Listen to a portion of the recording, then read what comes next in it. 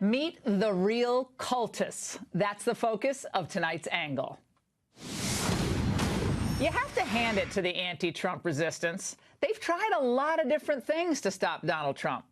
Well, during the campaign, the chatter in classes at various times called him a racist, xenophobe, he was a misogynist, he was stupid, a fraud in business, oh, he wasn't as well-read as the other candidates. Oh, he also didn't play nice in the sandbox, remember, with his fellow Republicans. He was brash, boorish, and an egomaniac. Not fit for the presidency. And now, after this IG report came out yesterday, we know that burrowed inside the FBI were agents by day and activists by night who were working on an insurance policy to stop Trump from winning the presidency. And then, when that didn't work, fired FBI Director Jim Comey leaked his notes to a pal who, in turn, leaked them to the press, all to trigger the appointment of special counsel Robert Mueller on that bogus Russia collusion theory. And now, more than a year and $17 million later, while the special counsel's approval numbers have gone down and President Trump's have gone up, hey, the economy is soaring.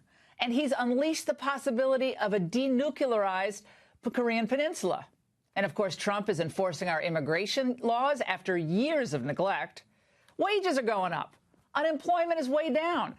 And as a result, Americans are more confident about their future. Yay. So now the Trump resistance, they got to try something new. It's not a good place for any party to end up with a cult-like situation as it relates to a president. It has devolved into a cult. Quick, Amanda, you're going to have the last word. Donald Trump is accused of leading a cult. So cult is fair to you, Eric?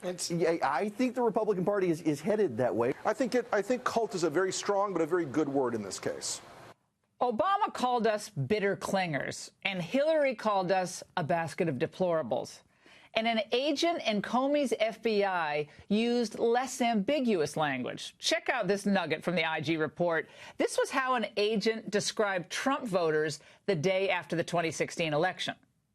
Trump supporters are all poor to middle class, uneducated, lazy, POS, that think he will magically grant them jobs for doing nothing. They probably didn't watch the debates, aren't fully educated on his policies, and are stupidly wrapped up in his unmerited enthusiasm. Nice. Well, look, Donald Trump isn't perfect. None of us are. But more Americans are seeing that his new and often unconventional approaches to governance are paying off. And they're seeing past the press's constant sniping and criticism, and they're recognizing that through it all, Trump has focused on making life better, safer, more prosperous for the American people. That's not cultish. It's common sense.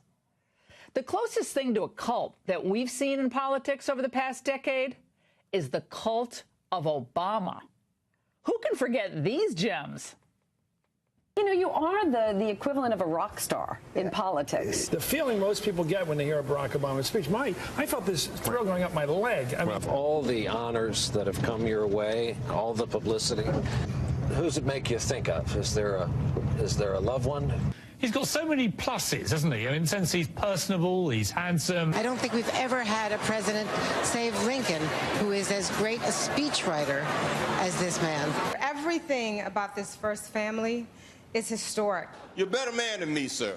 You really care about us and the American people. I could watch that all night long. We had so many clips, by the way, we couldn't even fit them in the angle, okay? So maybe we'll do a special show just to review all the fawning over Obama.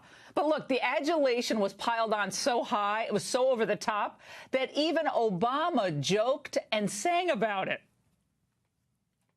Can somebody tell me what happened to the Greek columns that I requested? And to name my greatest strength, I guess it would be my humility. Greatest weakness, it's possible that I'm a little too awesome.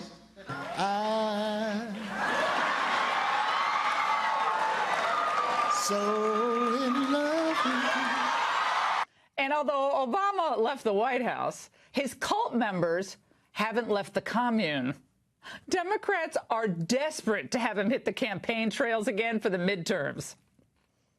Meet the midterms meets President Obama. Yep, former President Obama is wading into the velvet sea of this year's midterm elections. Obama says Democrats should talk about kitchen table issues. You went to the former President Obama saying we need you involved in these midterms. True. I did about 6 months ago and asked for help, and he was gracious, and he's helping us raise some money. Do they have no one else to turn to? No one? I thought they had such a deep bench in the Democrat Party. Don't think for a second that Trump's economic nationalism, his conservative, more populist philosophy, won't outlast his presidency. It surely will. There's simply no broad constituency for the old Bush republicanism of unaccountable trade deals, lax borders, and perpetual military interventionism. Those days, my friends, are over. So let the good times roll until the Democrats and the bitter Bushies come up with some other lame line of attack against this successful president and his hopeful, very optimistic supporters. And that's The Angle.